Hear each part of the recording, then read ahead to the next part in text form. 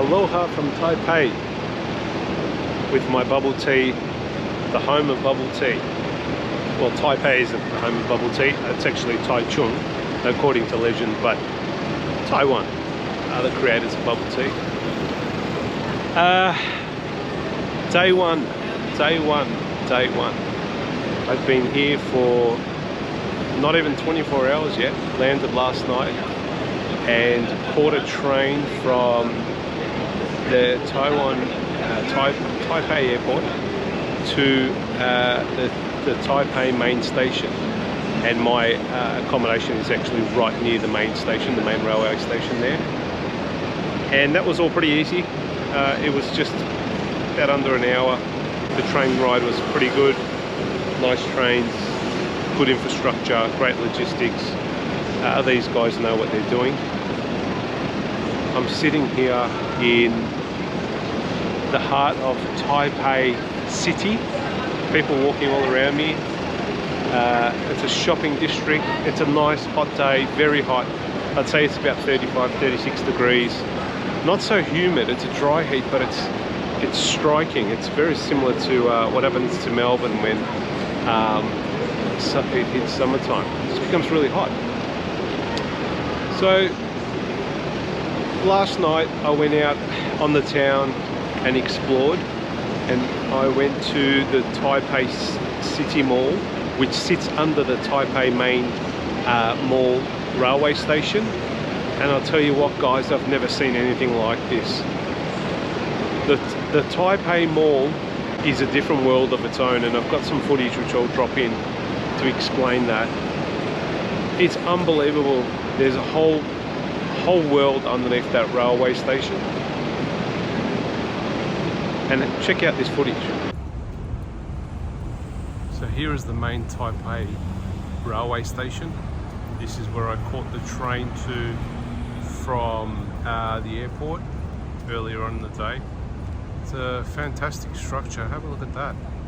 It's humongous, and right underneath that is the Taipei Mall, which, seriously, no word of a lie, is probably about 3 to 4 kilometers long. Probably one of the longest malls I've seen in my life. Just store after store with anime, just, you know, odd bits and pieces, you know, fake clothing, you name it. But that's all underground under this building, and yeah, there's a whole ecosystem of people under this building as we speak, catching high-speed rail, the normal line, I think it's called the MRT, and shopping, eating. There's restaurants in there. It's fascinating. It's like the central hub of activity is right under this building, underground.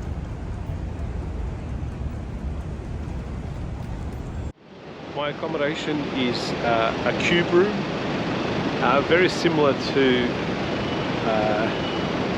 a capsule, but it's actually a room, and it seriously is probably about 2 meters by 2 meters, maybe a bit more, maybe a bit bigger than that. And look, it's quite interesting. I've never stayed in a room that small before. It's equivalent to a cupboard or someone's pantry in Australia. I've always been a minimalist, and I've always believed that I don't need much, and after spending a night in a cube room, I think that validates that I don't need much at all. There's just a little tiny bench where you can sit. Doesn't fit me because I'm pretty big, and the bed is elevated, so you got to climb up some steps to get to the bed. The little ladder that you climb up is a little bit awkward because it's made for small feet. Asians are generally smaller in frame size.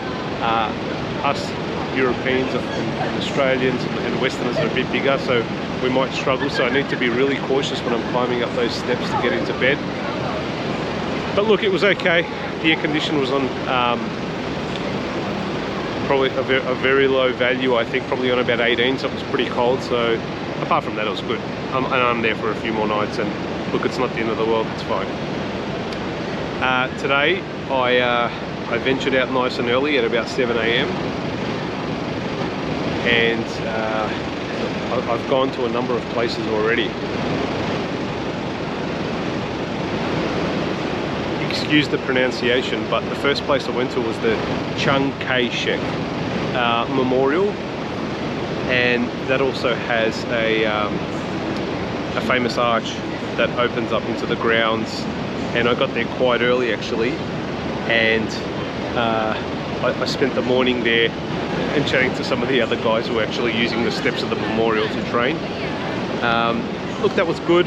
I didn't go in because it wasn't open yet, but I will pop around there a little bit later and go inside and visit the memorial. After that, I walked down to Dongmen, and there's a number of markets there. The main market was closed, but then there's this other kind of ecosystem of markets and stores around near the markets there, and it's very local. And so I went out there, found an awesome fruit shop, great fruit, sat there, ate some fruit, and then after that I just picked myself up in the heat, and I walked down to Daan Park, and that's a great park where there's a number of trees, and there's an eco pond. There's all these birds and animals like squirrels hanging around there, so it's quite protected, but it's just a great place to sit there, especially in this heat, because it was quite cool. Here's some footage that I took from there to give you a taste of what it's like. Hey everybody, sitting here in the Daan Forest Park, en route to Taipei 101. Today's been really hot. I just had to come and sit here in the shade of this nice park because it is scorching hot, probably on par with the heat in Southeast Asia. This park is very nice. There's a lot of squirrels running around, and there's this sweet smell of some kind of fruit or maybe tree in the air, and that makes it all even more enjoyable. There's a little pond in front of me, so I'm just taking a breather before I head off. But it is hot. If you come to Taipei in this time of the year, I guess you're either going to hit up against a typhoon, or you're going to hit up against very hot weather, and that's what I got. I got the hot weather. So I'm going to rest a little bit more, then I'll head off, and I'll see you guys shortly. Following on from there, I walked up to the Taipei 101 Mall. I had lunch there. Prices were cheap. I paid 150 Taiwanese dollars, which is probably equivalent to $6 or $7 for the must-eat oyster omelette and some Singapore noodles and some other little condiments with that. That was pretty nice, I must say. I quite enjoyed the omelette and the food. It's a good vibe in there. It's pretty busy, so you know you got to get there a little bit early. Don't get there at 12:30 or 1 o'clock. It'll probably be very hard to find a seat to sit down, so you might want to get there just on 12 or just a little bit before 12. There's a number of sky bridges around here where you can walk from building to building, and I'll just pan around so you can see what I'm talking about.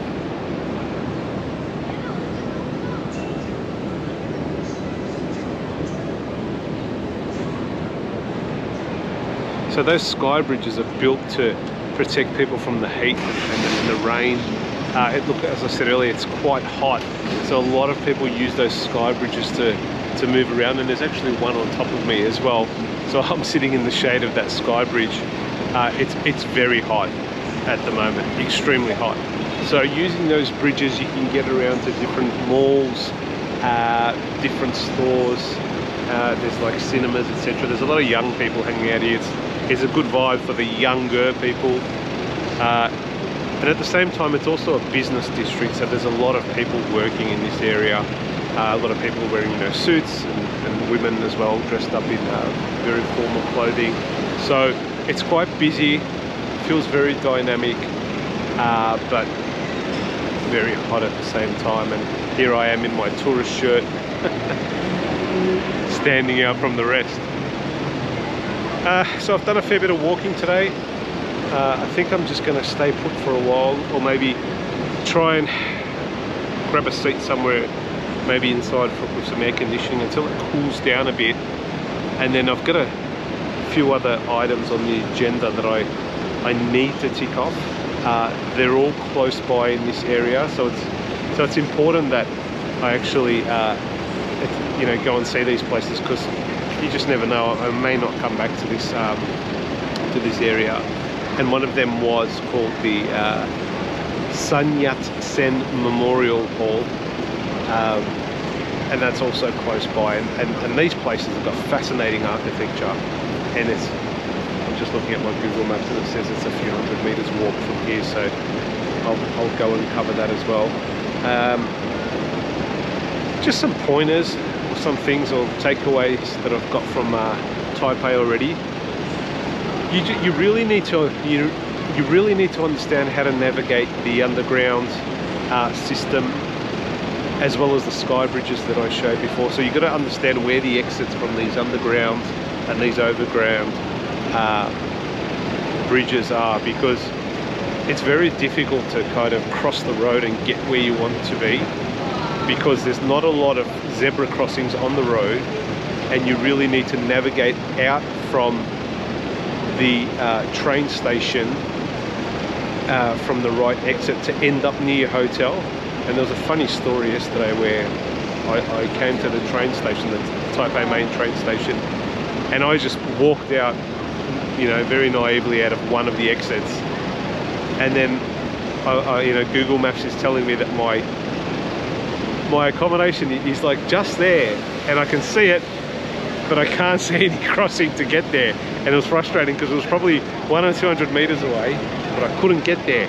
So I had to turn around, go back into the train station again and find the right exit to come out of. And the exit was M8. So I don't forget that now. So my exit, whenever I get off the train or come out of the underground, is M8. So if I come out at M8, I know it's right next to my hotel. So you've got to do a bit of research there to understand, or to navigate your way through the underground. Another thing this place has taught me as well is don't just stick to the main roads if you're going for a walk. Walk down the alleys and go down the back streets. Look, it's pretty safe. I haven't seen anything that's unsafe yet in my close to 24 hours. And it's amazing what you come across. As I said earlier, I came across these awesome markets in Dongmen, and the fruit markets and what have you. There's a good vibe there. There's a smell of food all the time. You know, you can see, you know, steam coming out of chimneys and little small restaurants. It's really good. That real local vibe is really great. Here I go again, comparing Taiwan and Singapore to Thailand and other areas in Southeast Asia. The 7-Elevens here are a little bit different. They obviously don't have all the items that were being sold in places like Thailand and Malaysia. So I was looking for kombucha this morning and I couldn't find it in the 7-Eleven, and there's the added complexity of everything written in Chinese, so I really have to shop around to find what I'm looking for. Even things like deodorant and toothpaste, which I once again naively didn't bring with me and said, no, I'll just grab it from there because, you know, it should be readily available. Yeah, no, it's strange. Like, deodorant is everywhere in the Thailand 7-Elevens and mini marts. Here, no. Toothpaste, I think that's it for me. I don't want to do too much.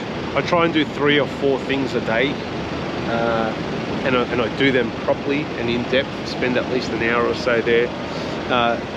Trying to do everything all at once, particularly in this heat, in my mind, doesn't accomplish anything. You're probably just rushing through to tick things off, and for the sake of ticking them off. I'm here for a few days, so I just want to do 2 or 3, maybe 4 things in one day, and that's it, and take it easy, but do them properly.